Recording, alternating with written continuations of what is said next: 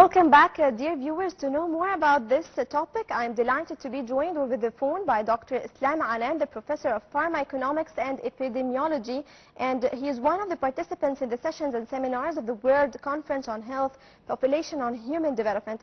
Good morning, sir. Good morning, Reem, and good morning to all our viewers. Good morning. I'm really delighted to have you over the phone with me in the breakfast show, talking about the second Global Conference of Population, Health and Human Development. First of all, can you give us an overview over the main topics and outcomes of the conference, since you attended most of the sessions and the conference?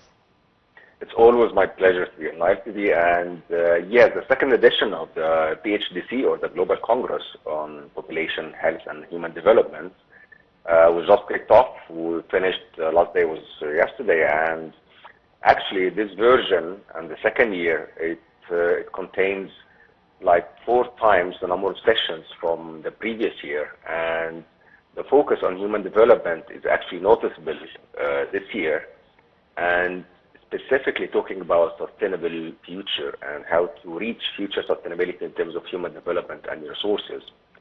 The emphasis on the interconnection between the population, health, and development was actually the main topic and the main milestones discussed in many seminars and sessions, and how to advocate this integration for sustainable solutions.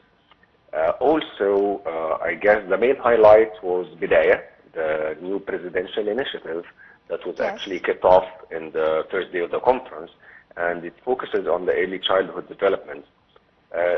We call it the golden beginnings of the families in Egypt, as the first 1,000 days of any newborn child is the main determinant, which is from birth till 6 years old, is the main determinant for his actually mental and health growth, and even from education perspective. Another main pillar was actually highlighted in the previous 5 days, was the universal health coverage and social justice. Egypt currently finished stage 1 of the universal health coverage and launched stage 2, and the plan continues, and there is a buy-in and a commitment, a political commitment, that we finish by the timetable of the 2030 to reach all the government rates of Egypt. I believe I left till the end of the highlight one of the main things, which is the national strategy of health for Egypt 2024 till 2030, which was also kicked by the Minister of Health, Dr. Khaled Abdel Ghaffar, which actually got all the components of our health determinants that we're currently focusing on, including the presidential initiatives. I attended a lot of seminars. Mainly, I can tell you the keywords of the highlights are actually sustainability, human development, and the presidential initiative report. And I presented myself 5 reports in this conference in presidential initiatives, and I believe it marks a huge milestone in terms of the integration between the different health sectors that used not to communicate 10 or 15 years ago, but currently now sitting on the same table and doing the same report towards the same vision of 2030.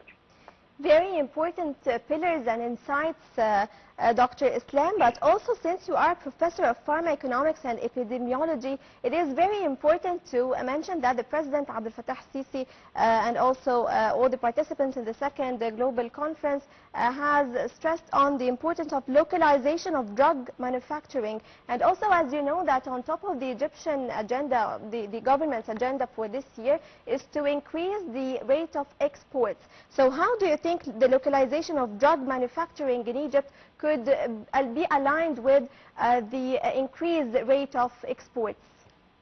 Thank you for that. That's a very important question, because, and it was discussed even in one of the sessions, the main ones, which is how can localization help, for example, in making more access to innovation. And people will think, okay, we're making localization just to get cheaper prices, but actually it's not like that. We are making the localization for a lot of strategic objectives. And as you mentioned, President Abdel Fattah Sisi mentioned that we need localization not only to get cheaper, but also for technology transfer, to have the technology already in place, and making sure that in times of crisis that we're not going to be needing any country or any other corporate, for example, a global corporate, to give us their support, but we can actually have our sufficient resources to help ourselves. For example, we can refer back to COVID, that because we do have a localization for the medications, we had only shortage during COVID for the first couple of months, but after that, our plants and manufacturers started to manufacture the medications for COVID. But still, for vaccines, because we couldn't localize the vaccines till 16 months after the issuing of it, we had this delay. So currently, we are making the technology transfer, for example, for vaccines, for biotechnology. So the first strategic one is to have our sufficient resources. Second is actually exporting, because if you look at Egypt in terms of manufacturing, we manufacture 95% of our needs from pharmaceutical products, and we actually import 5%. If you look at Africa as a continent, Africa actually, they import 85% of their pharmaceutical needs. And mainly they are getting that from Jordan, from Egypt, from Saudi, and from Europe, and from Asia. So there's a huge market in Africa, and the market still needs billions and billions of medications and units that we can satisfy if we are increasing exporting. And there was an emphasis in the conference to facilitate rules and regulations by the Egyptian Drug Authority to make sure that we do have an easy logistics for the plants and manufacturers to export to Africa. The final thing about localization is what I started talking in the sentence, which is access to innovation. Because if we do have localization here, we'll be able to make the prices more cost effective, and hence we do have more efficiency in budget spending to get and import what we really cannot or couldn't import in the previous times. Because some of the technologies are very advanced, to be frank, and we're not going to be able to localize 100%, but at least we need to be more efficient in spending by localization to have more money to import what we really cannot manufacture in the next 5 years till we are actually localizing 100% of our needs. Of course, Dr. Islam, as you mentioned that we have a huge market in Africa, and of course to achieve this goal of the localization of drug manufacture, we need sufficient resources. So my question is, in the second Global Conference of Population Health and Development and Human Development, was any collaborations or cooperation with other countries were discussed in the conference? How are we going to get the sufficient resources through these collaborations? Please give me any insights about this point. Okay, so we had a lot of African guests from Sub-Saharan, West Africa, South Africa, and North Africa as well. And the collaboration and one of the guests mentioned a very nice terminology or a sentence in one of the sessions. And the integration between the African countries is collaboration in Africa is the new innovation for the continent. And I totally agree, because we can actually collaborate in a lot of files, but in previous era, each country was actually importing and dealing with other countries outside of the continent, although we do have neighboring countries, and if we collaborate, we can make a very good resource optimization. If you look at the African continent, you do have all the resources needed to collaborate. And even from human development perspective, and there was a very nice session with Nigeria regarding the capacity building and technology transfer between Egypt and Nigeria in hepatitis C and hepatocellular carcinoma. As you know, Egypt already got the golden tier from the WHO in eradicating hepatitis C from the WHO, and we also started the presidential initiative of the HCC. So yes. The Nigerian Ministry of Health sent the healthcare professionals to get their trainings in Egypt regarding how they can actually diagnose, treat, and manage hepatocellular carcinoma, which is liver cancer, long story short, and we also presented at that time to the Nigerian Minister of Health what was the result, how can they actually manage to do a screening and be an efficient one. In the report, for example, because in Egypt, we managed to screen 100,000 HCV patients for liver cancer, which is In liver cancer, it's a huge number. Egypt treated in 2 years around 2,000 patients and actually got a 26% return on investment of that. So for every Egyptian pound spent on HCC or liver cancer, we got a return of £1 and 26 piastres. And that was actually one of the prominent sessions in this year, although we can talk till 1 or 2 hours about all the sessions and collaboration between Africa. But just long story short, a lot of pillars were put, a lot of strategies were put this year, a lot of memorandum of understanding as well between countries, mainly in the field of importing, exporting, and technology transfer.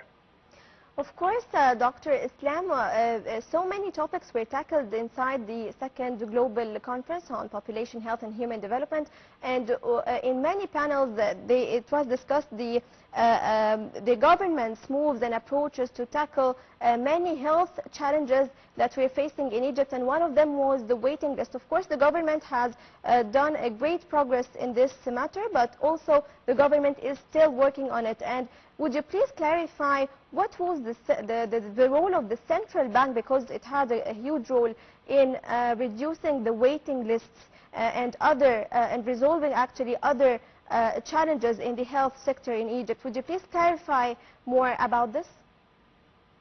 To address the issue of waiting lists for surgical procedures, for treatment, a presidential initiative was actually launched. The main thing about the presidential initiative is the efficiency and timeliness of the health service.